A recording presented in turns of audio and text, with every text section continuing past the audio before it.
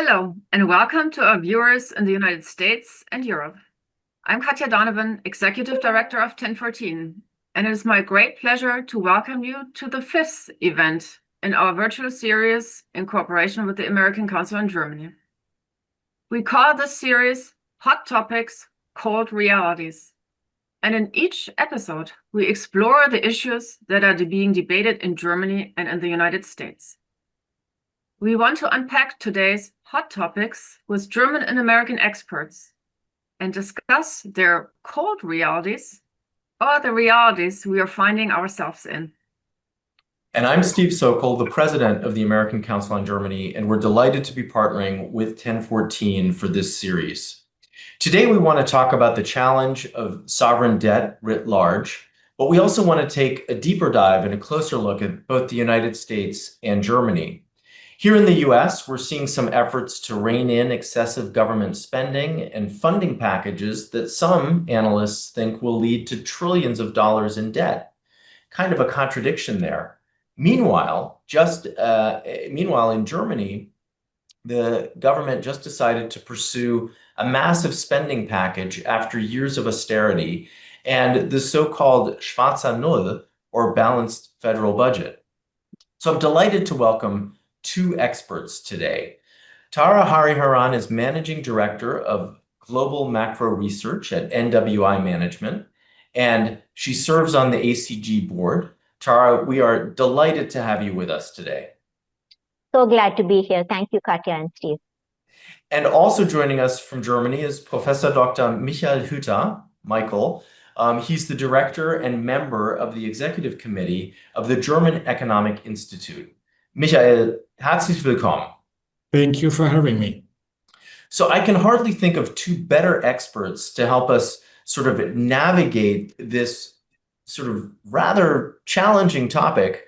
And you bring your expertise, as Katja said before we got started, to a broader audience through the conversation that we're having here today. Before we get started, I just want to remind everybody that both the ACG and 1014 are nonpartisan organizations, and that the views expressed in this conversation are those of our experts. Also, we want to make sure that we include you, our viewers, in this exchange. So if you have a question for either of our speakers, please feel free to submit your question using the Q&A function in Zoom. Let us know who your question is directed to, and we will do our best to fold your questions into the conversation. All right, so let's get started. So the Bank for International Settlements warned that high levels of sovereign debt were one of the biggest threats, if not the biggest threat, going forward for the global economy. But before we examine the current debt levels in the United States and Germany, as well as the policies of the respective governments that are being introduced right now, I think let's take a step back and discuss first what sovereign debt actually even means. What are the benefits and risks of borrowing money for countries? Can a country go bankrupt, like an individual or a corporate entity? And are the consequences of high debt levels different for wealthy countries and for poor countries? So I think that's important sort of to understand before we even jump into this whole discussion. And Michael, as director of a world-renowned economic institution, maybe you would start by setting the stage for us and explaining a little bit of what we're actually talking about. Yeah, I will do that. Many thanks for inviting me to this interesting panel. What Steve said in the beginning was an interesting point. The American government is trying to bring to the Congress the one big, beautiful bill. Very skeptical comments from financial markets and some people who are more reluctant in using fiscal debt. On the other side, the German move, the Merz move in the end of April, just before in the old German parliament, to change the constitutional rules on public debt financing has moreover an interesting positive reaction all over the scene. So it's very simple to may say that if two persons do the same, it may be different. And the difference has to do what you ask for. What is the reason? What's the background for public debt? In Germany, the public debt ratio on GDP is roughly 62, 63%. So we came back to the Maastricht criteria after we had reached the level of 80% during the financial crisis in 2009, 2010, and we also were able to come back to this low level after the pandemic impact we had. In Germany, we have two ideas to use public debt. The first is tax smoothing during the business cycle. If there is a recession, it's a good idea to stabilize private demand in compensating this via the state activity, and then, but in the boom, the next boom, you have to refinance it. That is the second step. We never did in the past, or mostly. On the other hand, the second argument is to use the public debt for financing infrastructure investments, public investment, because public investment may have a positive impact on the potential output of the economy, so the growth path will be higher. There's a good argument from the efficiency side, and you have also an argument from the refinancing side, because if you are investing in infrastructure, you're investing in a new grid, for example, this is not only important for the present day generation, it's also important for the next day generation, so for the future generation. So they can and they should be involved in refinancing these efforts. And also from this side, it's a good argument. As I said, if two persons are doing the same, it may not be the same. It has to do with the fact that in Germany, we had the impression in a gridlock. We had to do more investing. We saw the big gap in public investment over the last 20 years compared to the average of the European Union. We had a gap of 40 billion per year. We reduced less than in this relation to GDP than the other European member states. And over time, you see the effect.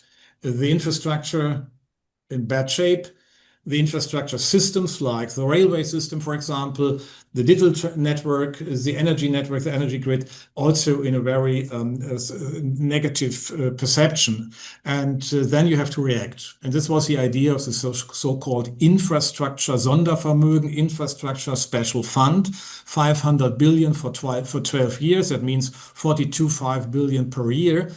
On the federal level, some part to the Länder and local authorities, and one part of this fund will to the climate change and transformation activities.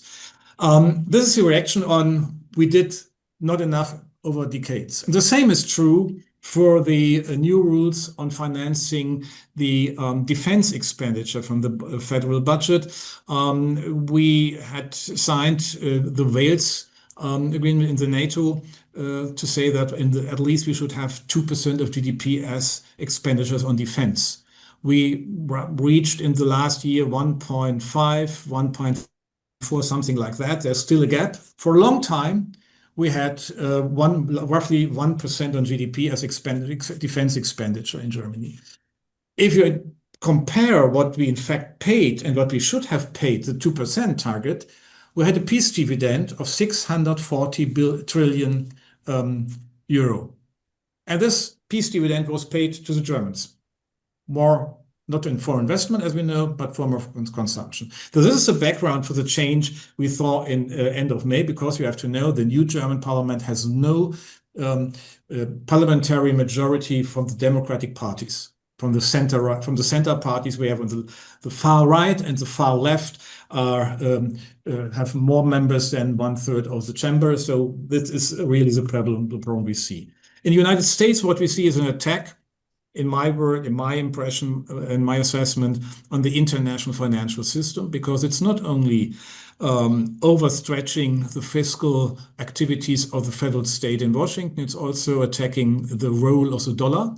Is the dollar the lead currency of the world? That's a big privilege. It's a remarkable privilege of the United States to have the lead currency, because if you have the lead currency, you also will more or less define the system, the financial system, the structure of the financial systems worldwide. So it's really a big advantage to do that. And what we just now see, all these debate about Mar-a-Lago Accord and some other stuff is about to say, this is something, as we would say, in the Discord, it's declaring a default. if you're going to the partner who have your treasury papers in, saying, oh, please take them for 100 years and you will get no return on it. This is nothing else than a default declaration. And I think the American administration don't want to do this, but it's on the scene. It's debate. It's a political and public debate, and we see that the US credit risk increased significantly. We see that, or we saw already that the yield spread after the fiscal package moved up. We see that the financial markets and turbulence in Trump is in office. We see this in the asset markets in fixed income as well and the equity. So what we see is that the overall high level of uncertainty. And that's not the target of economic policy. Economic policy has to define clear perspectives, has to stabilize expectations for private investors, then they will come in. But last information on that, if you look on the German side, in the last years, normally in the first 3-4 months of a year, Germany, from the private sector, invested in trillion numbers in billion numbers in the United States. Now we are doing it in million. So the willingness of the Germans, and that's, I would say, the same for all the other partner countries of the United States, is similar. They react to this high level of uncertainty. Nobody knows what is the framework for defining the expectations for the medium and long term, at least even in the short term. So you don't want to invest on it.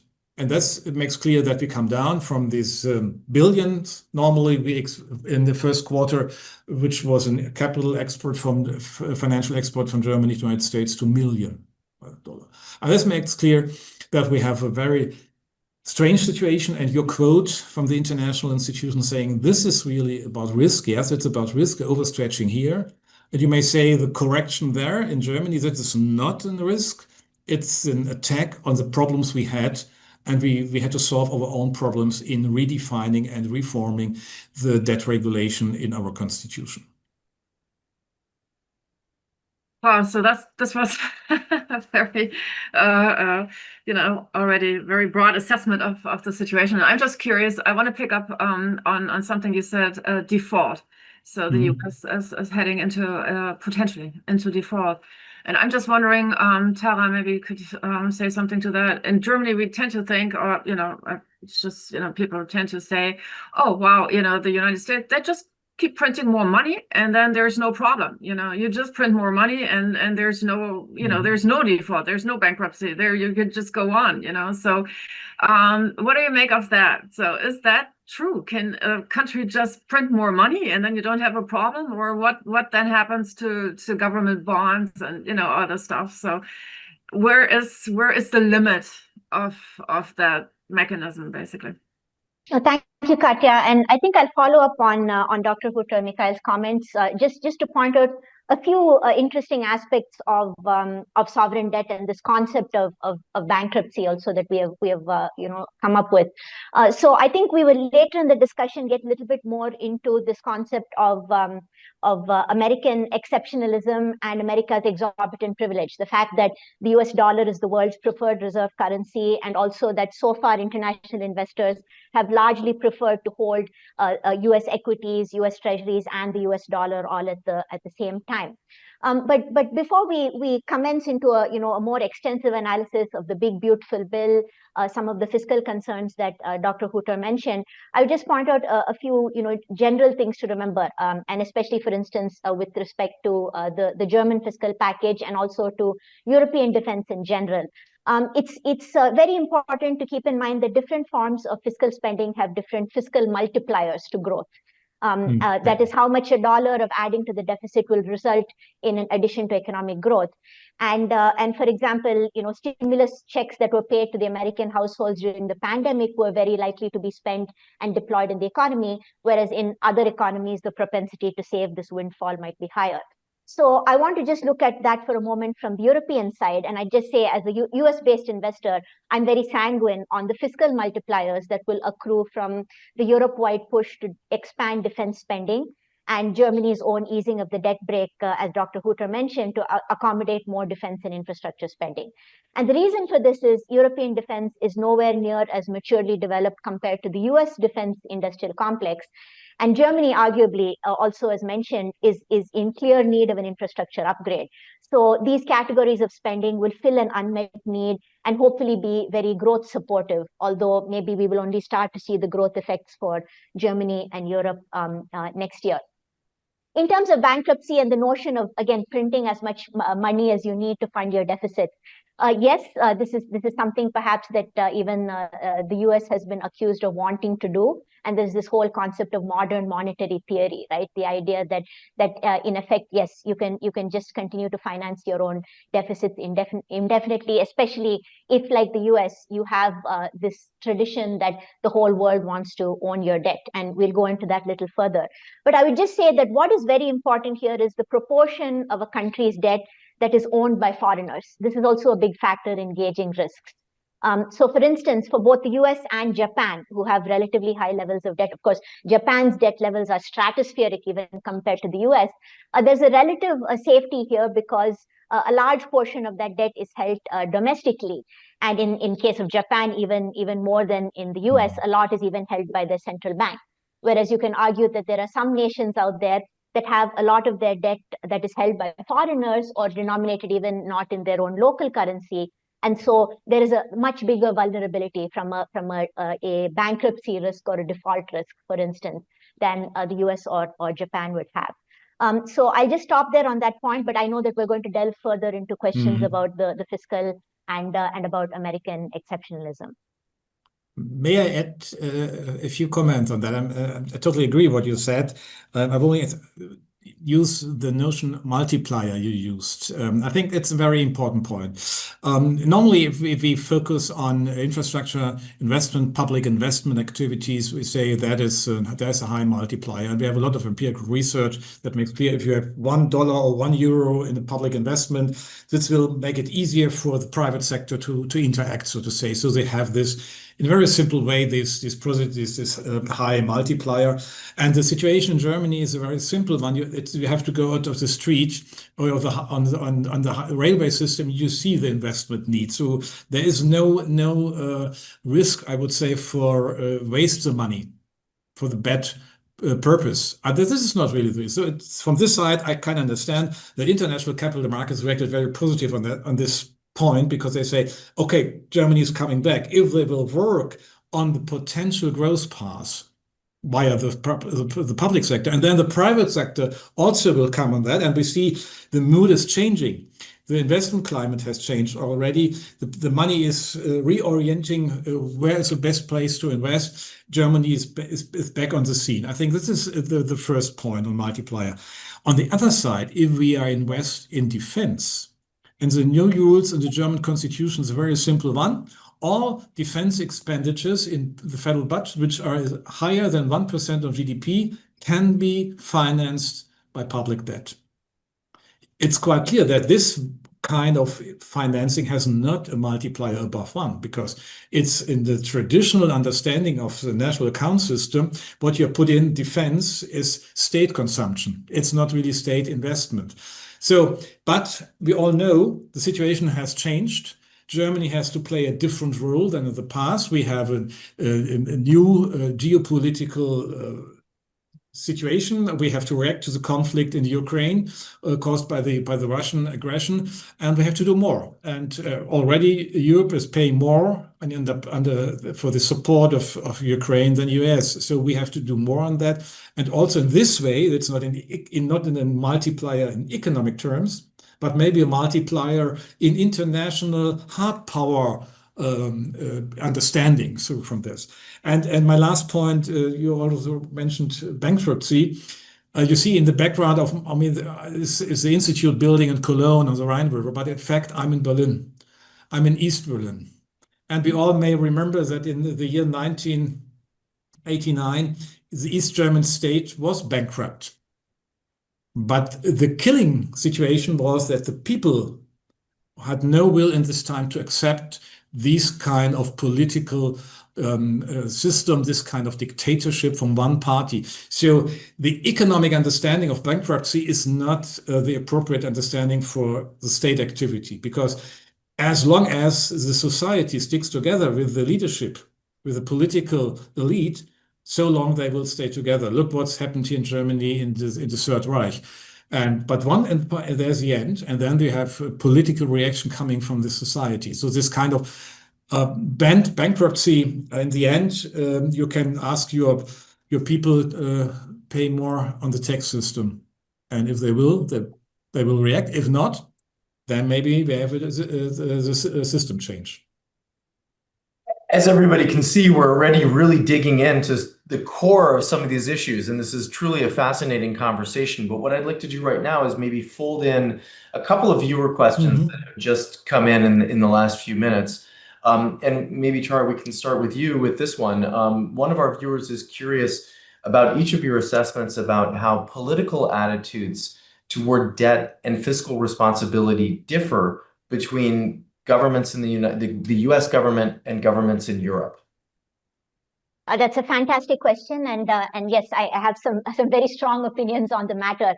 I think while we just discussed that the dollar is the world's preferred reserve currency, and the fact that the US economy is the largest in the world has allowed the US to basically issue debt at relatively low interest rates, we are now starting to see US debt sustainability cracking around the edges, and a lot of it has to do with politics and policy.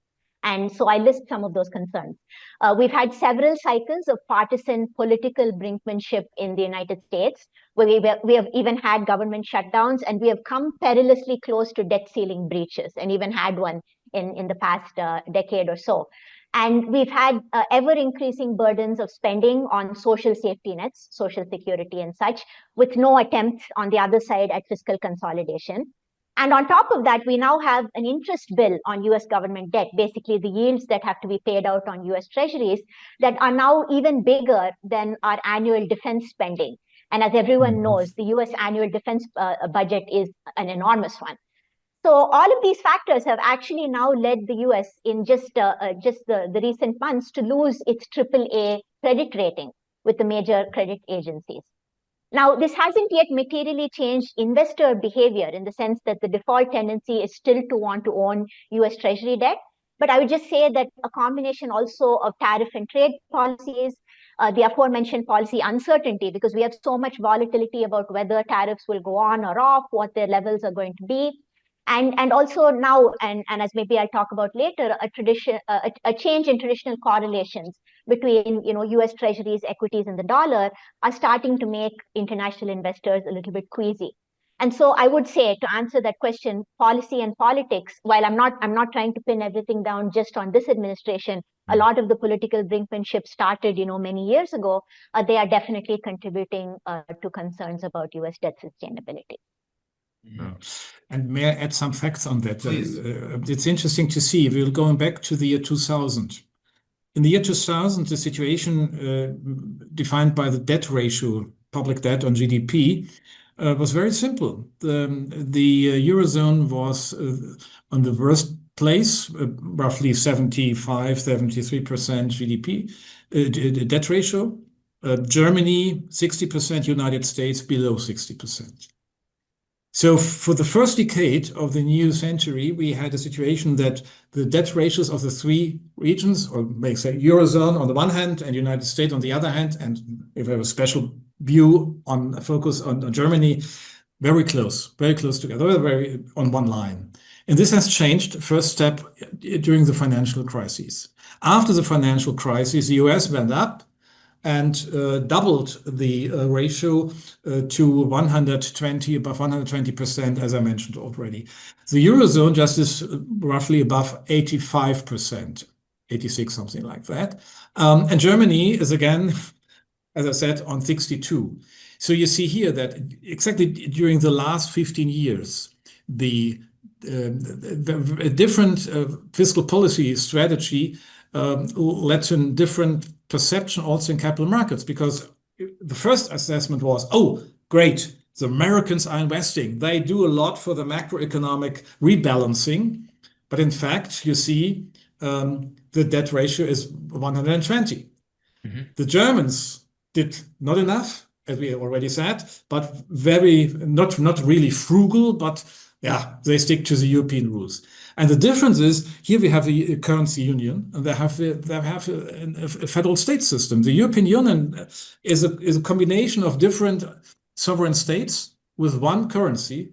So they have to manage their fiscal policies a little bit together. And we had the big bad experience, dramatic experience 15 years ago in the debt crisis in Greece, the peak in 2015. And then the system reacted. We were successful to bring down the problems we had and to solve them. Look, for example, if you're going to Athens and the situation has totally changed. Nobody is discussing about Greece again. So you can change your problem. You can work hardly on the fiscal side, but it's a tough story, and this tough story is still not answered in the United States. So, Micha, speaking about debt, a question just came in from somebody who has a question for you, but Tara, please feel free to weigh in afterwards if you have an opinion on this. And the question reads, what do you think about Ray Dalio's theory that debt cycles can be managed relatively easily by countries issuing debt in their own currency? Yeah, this is the privilege of the United States. They give this in their own currency, but also Germany gives the papers, the government bonds in the euro. So we can do that because we have the credibility on the international capital markets. The problem is, if you have a situation that the international capital markets don't want to buy the next papers, so you see this in the credit risk, which has increased already for the United States. You see it in the capital flows, which has reduced towards the United States.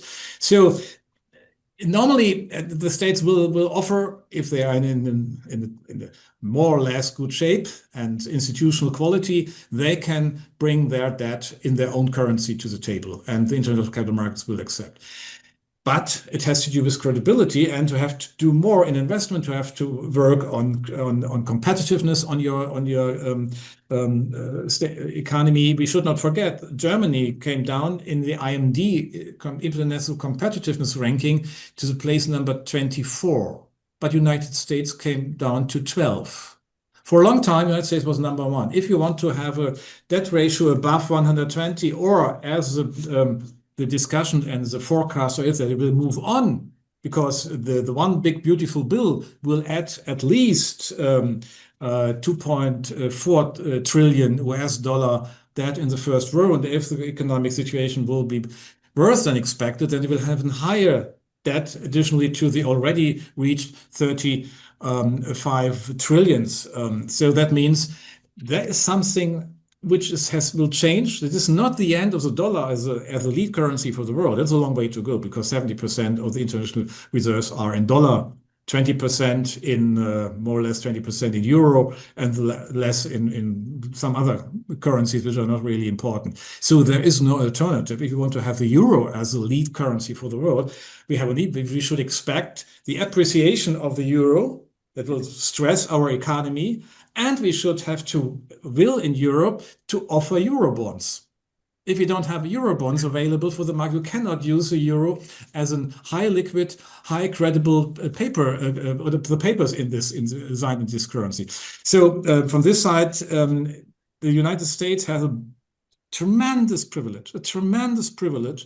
And the argument coming from the White House, from the Council of Economic Advisors, saying that there's a high cost of offering the lead currency, the reserve currency for the world, I think it's more or less nonsense. Sorry to say this, because they say the interest rate is higher than it would be otherwise. And this higher interest rate caused the deindustrialization in the United States in the last 3 decades. As we all know, we should more micro instead of macro argumentation to understand what's the background of deindustrialization in the United States.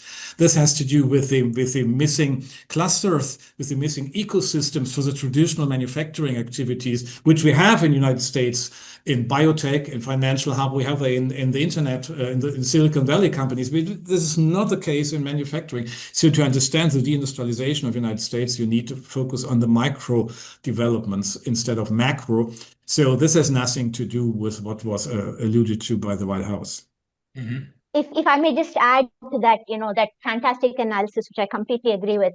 This question is very important to me as an investor, because this is exactly what we are trying to hone in on. Because what is now happening is that until recently, the dollar had been historically strong versus most other currencies. So it was just a no-brainer for large international investors like behemoth pension funds and life insurance funds across the world, whether it be in Europe or in Asia, to not only be heavily invested in US stocks and bonds, but also be relatively casual about not hedging their dollar exposure. That is, basically, they have not bothered to protect themselves against the prospect of the dollar weakening and the value of their US assets, whether it be US equities or US treasuries, the value coming down. But now, again, because of the interesting changes in the policies by this administration, we are now in a fascinating time when the dollar is counterintuitively weakening instead of strengthening. Everybody thought that tariffs would actually strengthen the dollar, because if anything, other countries would get disproportionately hurt by tariffs, their currencies would depreciate versus the dollar, and so the dollar would strengthen.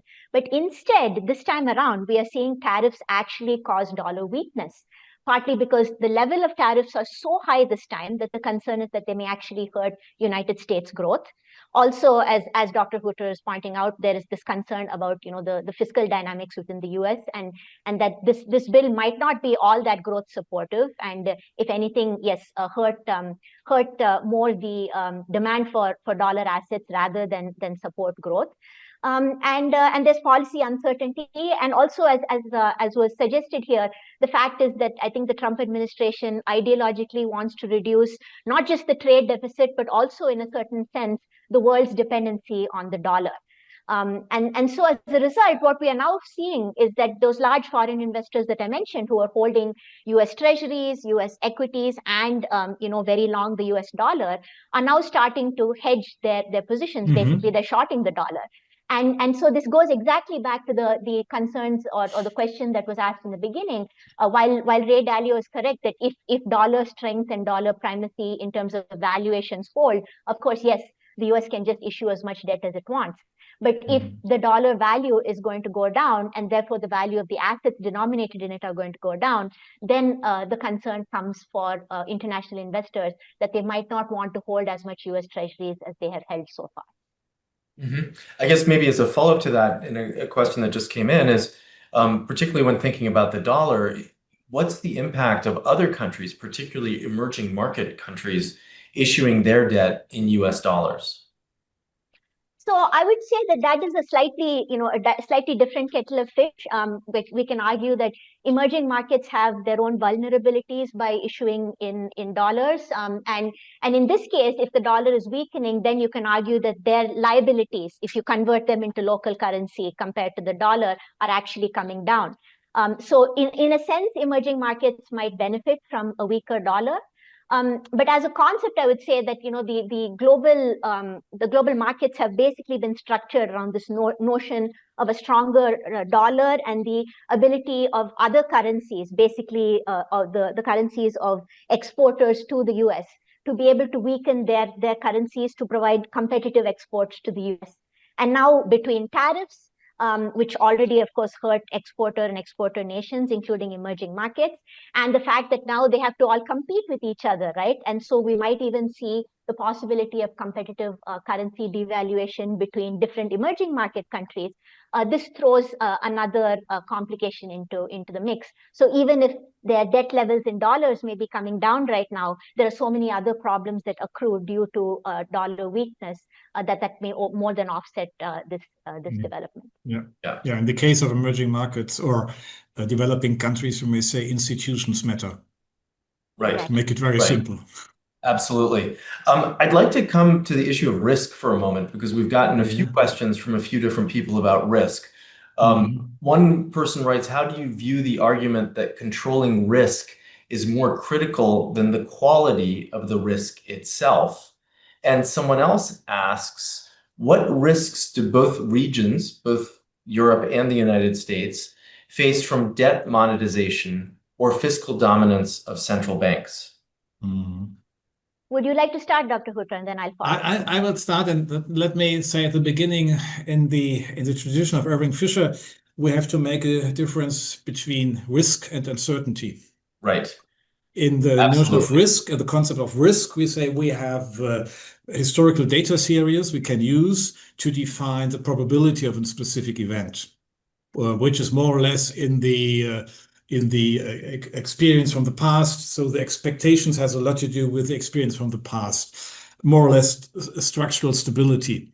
Uncertainty means there is no chance to bring in the historical data. So you have to make an just in point assessment of the situation. And the only answer you may have as a company is bring up your agility, work on your resilience, work on your structure in all different aspects, your portfolio of resource management, your portfolio of products, your portfolio of countries you are in, and your portfolio of currencies. So from this, you may say the quality, you cannot, I would say, have an independent look on the overall risk management if you see that the structure of risks has changed because the level of uncertainty has increased. And this is what we just see. You cannot make a medium-term assessment, and that is what I say the background for the reaction of the capital flows. This is not a definite decision they made. They are on hold, because in this situation on hold, they say, okay, maybe will we change? The situation that Trump always chickens out will react to the fixed income market, will react to some branches, some sectors of the economy, actually just did in the migration policy to change something because we have a problem in restaurants and whatever in some part of the service sector. So in such a situation, the level of uncertainty is so high, and then you can only make the wait and hold strategy. And if I can just add to that, especially on the concept of fiscal dominance, I think it's a fantastic question. Let me just define fiscal dominance. So I would broadly assess it as the concerns that high debt and high deficits of a sovereign nation can then constrain the independence of monetary policy, because if interest rates are already too high and the fiscal financing is more difficult, then monetary policy cannot, for instance, respond to high inflation and raise interest rates even more, because then that would increase the debt burden, the interest rate burden of the sovereign itself. And so this is a big concern with these large economies with high debt, especially Japan, and I think it's starting to become a concern in the US.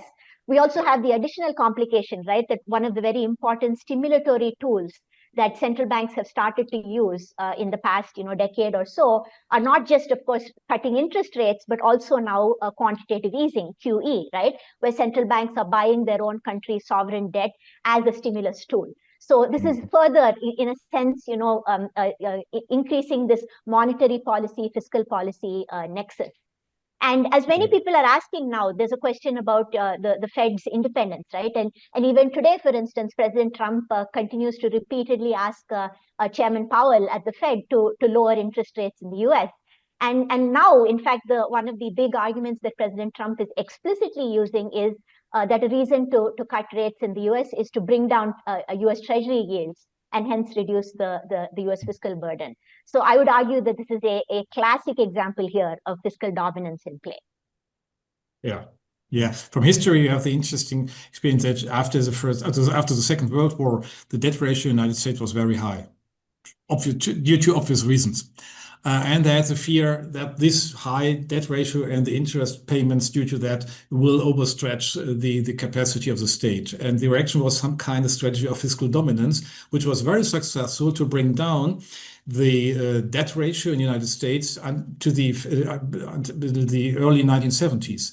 They were roughly 30%. And they managed it over time that they really made an intervention in the fixed income markets for the treasury papers, for the government papers to pay reduced interest because they tried to make the fiscal situation more convenient, so to say, for the government, and they were very successful on that. Looking forward, I would say we have two different concepts of fiscal dominance. You described the fiscal dominance for the United States. I totally agree what Jess is going with. This is in the line with the traditional, that overstretching the fiscal side. So we see some problems. As you mentioned, we pay more, the United States pay more for interest than on defense. In Europe, and especially in Germany, I would say it's different. The fiscal dominance is coming from our focus and our commitment on becoming climate neutral to the mid of the century. Because looking on this target in 2045, the German climate law, or in Europe 2050, means that we have to bring down CO2 emissions on one side, and we have to organize the CCS and CCU techniques to have a net zero climate, zero emission effect in the middle of the century. For that, we had a high dominance of public and private investment activities, and this will change the need from the fiscal side for the capital markets, and this will also put pressure on the ECB, because then the ECB, I would say, has to accept for some years, for a transition period, a higher level of inflation. Because you have greenflation, you have fossil inflation, you have a lot of arguments that during this adjustment period in the economy, when you are changing the capital stock of the future, which has no negative effect on the climate, just today it has. So this investment activity is so tremendous, we never had in history. We're changing over 200 years the use, the energy system of our industrial sector. So from that, I would say it's also kind of fiscal dominance, because it would not be accepted that the ECB would counteract the targets which are already defined in climate politics. I would just like to pick up on climate politics because I think it's really interesting. And the huge lending package that Germany just agreed, there's some climate investments negotiated in at the last minute, I should say. Whereas in the One Big Beautiful Bill, I think former climate policies are being scrapped to save money.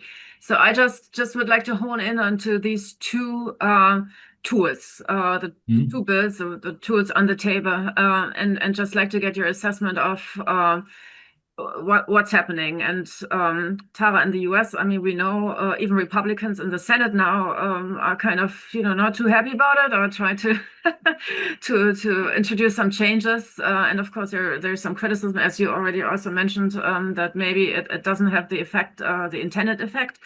So I'm just curious, what's happening in the US, and then also what's happening in Germany with the lending package, and also what's happening at the EU level. So that's of course another layer that we always kind of think about too. So, but Tara, maybe you start with the One Big Beautiful Bill. Sure. And I would point out, Katya, we now have an interesting situation where actually I think senators want to preserve some aspects of the Inflation Reduction Act and some of the the green energy tax credits, because it benefits red states. But that's an aside. Let's talk about the Big Beautiful Bill. So I know that in the headline and the description for this panel, we were talking about a possible net cost for the tax and spending bill, the U.S. tax and spending bill, as being $2.4 trillion over the next 10 years. Well, the Senate version, that was the House version. This is the Senate version now, would probably cost even a little more. It might be $2.8 trillion over the next 10 years, as per the latest Congressional Budget Office scoring. But I would note one important thing here, right? That while this is a rather large addition to the deficit, that there is one offset that is not being explicitly included in terms of revenue generation, and that is tariffs. Because from a technical perspective, tariffs cannot be included in assessing this bill, because they've largely been done through executive mandate, through President Trump's emergency mandate, and they are not congressionally mandated. But there are several estimates that right now, even at this roughly 10% reciprocal rate that most of the world is at, plus the 55% that is on China, that even at current tariff levels, even if they did not go up from here, that the revenue that the US gets from the tariffs might be able to largely offset cost of the big, beautiful bill. Of course, there will be some slippage here and there, maybe a reduction in consumption because tariffs will hurt the consumer, but that by and large, this is a potent revenue generation tool. And I do think that President Trump has really stressed that he wants tariffs to be a revenue generator. So that's one thing to consider as something that might reduce you could say, the fiscal expansiveness of the bill. We could also debate at length whether, some of the tax cuts being mentioned here, tax cuts on overtime, tax cuts on tips, whether, as we discussed earlier, they will really have good fiscal multipliers. Whereas what really might have better fiscal multipliers are, business expensing and tax cuts more on the business side. But I just want to point out again something maybe a little technical here, but that is very important in this big, beautiful bill, going back again to international demand for US assets. And this is something that could hurt that demand.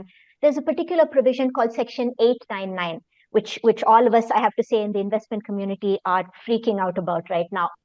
And basically, this is a section that would tax the income on US assets of companies and investors alike who are based in countries that the US thinks are having unfair tax policies towards the US. And so this includes a lot of European countries because Europe has digital services taxes against the United States and US tech companies. The US doesn't like this concept of a global minimum tax, which is something that Europe espouses. And so there is now a concern that while maybe US treasuries will not be taxed, so it will not be that every institution internationally that owns US treasuries will have to pay a tax on it, that various other forms of US assets may be taxed. And if you do this, it could reduce the appetite of foreign investors and companies to want to buy these assets and also to invest in the US, because it would basically also be a tax on the profits of, for instance, European businesses from these countries that have unfair tax regimes that are right now invested in the US. So this is a provision that we're following closely. Maybe it doesn't get used at all. Maybe it's a form of trade leverage, just like President Trump threatens to increase tariffs and then tries to get concessions. Maybe he will want Europe to reduce their digital services taxes, or maybe he will want an abolition of the concept of global minimum tax. But for now, it remains in the one big, beautiful bill. And I would say, I think that's something investors are even more concerned about than worries about fiscal expansion and adding to the debt and the deficit. Okay. Yeah, very interesting to your assessment of the big, beautiful bill, because I would say there's for every interested group a negative argument in this bill. For the capital markets actors, for the private investors, for the companies who will come to the United States. This is a really interesting perspective because the background stories, from my perspective, are very strange. This is never focus on the trade balance, saying the trade balance has to be close to zero. In the account system, international account system, then the balance on service activities, there is a surplus of the United States. In trade, is a deficit. And on the other side of trade and service account is the financial account. And the financial account is with a big surplus of the United States. So if you bring down the deficit, you balance exactly the real side, so to say, the trade in goods and trade in services, then you have also to have the end of a surplus in the financial account. And this always puzzles me, because I would say this is not in line with any kind of macroeconomic understanding and the systematic of international cooperation. From the question on the climate politics perspective, I would say in the last general election in Germany in the year 2021, it was the top one topic, the hot top one on the A list. Today in Germany, climate policy is the number one on the B list. So this has changed in the general perception due to the overstretching of some policies delivered by the Light Coalition. And now I think the risk is that the government will go too far in not seeing the need for climate policy, instead of make it more sustainable, make it more efficient. This is what we have to do. We are more efficient in using the renewable energy. This is the base load of our system, and we have to work on it. And there's no interesting, I would say, inspiring debate about nuclear power plants, because it's not easy to combine with the renewables one. So to make this a long story short, I think that the new government has a higher level of realistic assessment, but they have to work clear what is the medium-term strategy on climate politics they would to afford for, and they would work for. That has to focus on the energy system. They have to focus on the hydrogen networks and all these usage of hydrogen for the high energy intensive sectors of the economy. And we have to see that in the year 2027, the ETS2 will come from the European level and will offer to us this incentive for the private sector. ETS1 is the CO2 price for manufacturing and energy. ETS2 is the CO2 price for mobility and housing. So the heating system. So this is the crucial point in 2027. If this will come, then the private sector will react maybe differently, and policy and politics should be prepared for the situation to make clear what is the medium-term perspective. The infrastructure and defense payment from the European side, you have heard about the European reluctance, so to say. On the one hand, the defense are out of the regulation. But you can ask, as a member state of European Monetary Union in Brussels, for bring out our defense out of the calculation for the fiscal stance, the fiscal situation during this Growth and Stability Pact. And for infrastructure, the Commission already said the big program in Germany just started, it will start this year, they will not have any problem with it. So I would say it's a kind of negotiation. And we will have to wait until September. Next week, the government will finish the budget 2025. And then they will also offer a programmatic paper for the infrastructure special fund. What should be in, what should be done, what is the time horizon? And this is for the 4 years of this parliamentary period. In the same time, then after summer breaks, they will work on the budget 2026. So then we will speed up. It's already organized in a way that the big state-owned companies like the Deutsche Bahn can go on with their planning, that they can, if the German budget 2025 is accepted in the parliamentary procedure, then they can act and can go on with their investment activities. So this is the situation we are in. I would say there's a lot of arguments for more optimism in the second half of 2025. This optimism has already started. We discussed it, and I'm very relaxed looking what's going on in Germany. On the other hand, we all know there are a lot of risk in the world scene, the geopolitical conflict in the Middle East. This may end in another world recession if it's will have the dimension of the oil price crises of the 1970s or late 1970s, but we will see. We have still hope, but we do more on our own. Just one sentence on European fiscal spending. I think we also need to remember that NATO has instituted or is going to institute next week some pretty ambitious targets. Yeah. So we've just got to basically 2% average or a little over 2% of GDP on per country on defense spending. Now they want to get it to 5 within a reasonably short time period. And I would point out that maybe the fiscal multipliers there, going back to Dr. Hüther's excellent analysis of defense versus infrastructure, multipliers. While 3.5% of that increase they want it to be purely military spending. They're also allowing 1.5% effectively to be infrastructure associated with military, which could include transportation and stuff. And so just like the professor is, I'm pretty sanguine on the relative growth elements accruing both to Germany and Europe. Although I would say I'm going to expect to see results starting in early 2026. Yeah.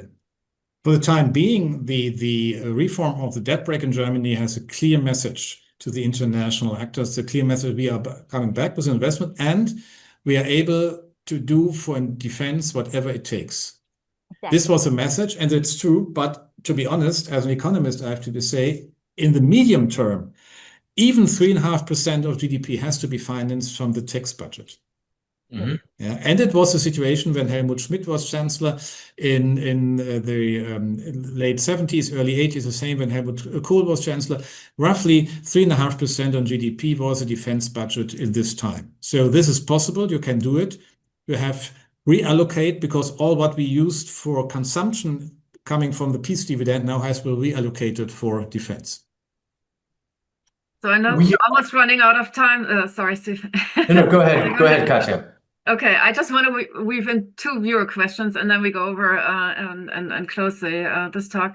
But just talking about optimism for Germany and Europe. So there are a couple of viewers who are concerned about spending on social programs in Germany. And so they're just wondering, if the AAA rating is at risk, possibly if Germany continues to spend that much money on global programs, and they're looking at France and saying, okay, so this is still all not good. So what's your take on that? And I know you talked about climate moving to the B list. Were social programs now on the C list or on the A list? Where do you it's on the lower part of the A list, not on the upper part, because the most important topic is the pension system. We have a pay-as-you-go system for our pension, and we have to pay a high contribution on that from each employer in Germany, but also from the federal state budget. They bring the other payment to the system. So this is a big burden, and this burden will increase due to the demographic aging of society. That's a very simple story. What we can do is we have to enlarge our work volume. So we need more people more people integrated in labor market. This is due to the migrants which are coming to Germany. We are coming step by step to a more effective regulation system, and more successful in doing that, to bring the people into the labor market. Most important was the new law in March 2020 on migration to Germany that makes it easier. And we see that the migration to Germany is younger, is more female, is higher educated, and have a higher level of language competency. So that's interesting to see. You can change a lot of things. But we have also debate about work time over year. A full-time worker in Germany is just roughly working 250 hours less than his correspondent in Switzerland. I think that is, at least it's a point we had to discuss about it. But this government don't want to do this. They're just going ahead with the other point. This is a missing point. And if they will tackle this in the right way, my optimism will go up to the height of the Cologne Cathedral. That would be a great place to end, but I'm not going to let the two of you off the hook yet. I'm going to ask each of you to maybe sort of draw together some closing thoughts, but want to frame it for each of you. Tara, one of the things that we've talked a little bit about is, in these times of uncertainty, how will international investors behave? Are they going to start shifting their investments away from the US and toward Europe because they're not sure about what's going on? Might they go elsewhere? As you reflect on this fast-paced conversation we've had over the last hour, what would you like to leave us with, and what are your thoughts on where investment might go? So to try to end on a very positive note, and considering this is the American Council on Germany, I will say that I do think that there's going to be a little bit of a shift in terms of investor sentiment away from the US, where we have a lot of policy uncertainty right now, and towards Europe. And we're already seeing that in certain pockets, right? European defense stocks. I would also mention that long-term fiscal concerns aside, German bonds look very good right now. And us investors are ready to give Germany and the German fiscal the benefit of the doubt for now. And as I mentioned in that whole hedging strategy that international investors are trying to do, where they're at least trying to make sure that they hedge their exposure to the dollar, the euro currency has been one of the beneficiaries. The euro is appreciating. And that will also help Europe handle any possible increase in inflation. In fact, I think there's even a concern that tariffs may be deflationary for the Eurozone, partly because the euro is strengthening. And that's a good problem to have. I would say, though, let's not write off the US and let's not, go into doomsday here, because there's a big difference. I mean, in prior conversations, we may have talked about, especially in the context of sanctions policy and such, the concept of de-dollarization, the idea that the world is moving away wholesale from using the dollar as the lingua franca, the currency of choice for trade and transactions. I don't see that changing. I think if anything, we're talking on the margin, a change in valuation of the dollar. The dollar has been historically, by many metrics, and I think Dr. Hüther, maybe you'll agree with me, has been historically overvalued. And so we're starting to see this, normalization of this overvaluation of the dollar relative to other currencies. And maybe, even though that's coming with a lot of, policy and political upheavals, maybe that's, a welcome development. And so I would just say that the baseline still for American exceptionalism holds, that US assets should continue to be owned. US Treasury is still a safe asset, but it's also very encouraging that this fiscal push in Europe could mean that there is a more wholesale support for European assets as well going forward. Mm-hmm. And Michael, for you, as you sort of think about what you want to leave us with, I want to ask you maybe to both look back and look forward. As an analyst, you followed very closely what sort of fiscal implications things like the 2008 financial crisis had, the migration crisis in Germany, the COVID-19 pandemic. We're in a new crisis, in a new environment. Are there any lessons that we can draw from these past experiences that would help us navigate the choppy waters today? Yeah, what we already accepted more or less in German politics and society, never reduce your public investment. Mm-hmm. Never step back from the providing of public goods, so to say. This is the quality of a system. The institutions has to be evolved, and you have to be you should have an infrastructure which is affordable for all actors in the private sector. So this is for me, you cannot only focus on the schwarze Null, as you mentioned at the beginning, on the balanced budget. This balanced budget has also structure, and this is a lesson from the last years. But looking forward, I would say, comparing US and Europe, comparing US and Germany, I would say in US just knows the situation, as you a little bit said, wait and see. The story is not defined. It's still open. As I totally agree, this is not the end of the dollar as a lead currency for the world. That's fine, but we already discussed about it. But a lot of other things are really critical for an investor who not only want to come in for 1 year, but if you're starting investments 10, 15, 20 years, and this is not a starting period for investment in US. Coming to Germany, looking on the international preferences of investors and of international students. Mm-hmm. Germany is the third important country for foreign students, and this is for me one very important fact of hope. Well, Michael and Tara, thank you so much for bringing us to an end, to a Punktlandung with the glass half full, right? With a bit of optimism despite the challenges that lie ahead. I think Katja will agree with me. This has been an incredible conversation. I don't remember when an hour passed as quickly as the last hour with the two of you. We covered a lot of ground, but there were also a lot of questions that Katja and I had on our list that we didn't get to. And so for me, that means that there's lots to talk about when it comes to these issues. And undoubtedly, these are issues that we'll be following in the weeks and months to come. So I want to thank both of you for joining us today and for this lively conversation. Thank you, and I hope you'll have us back again sometime soon. Thank you, and we see you. Absolutely delighted to. We would love to have you back.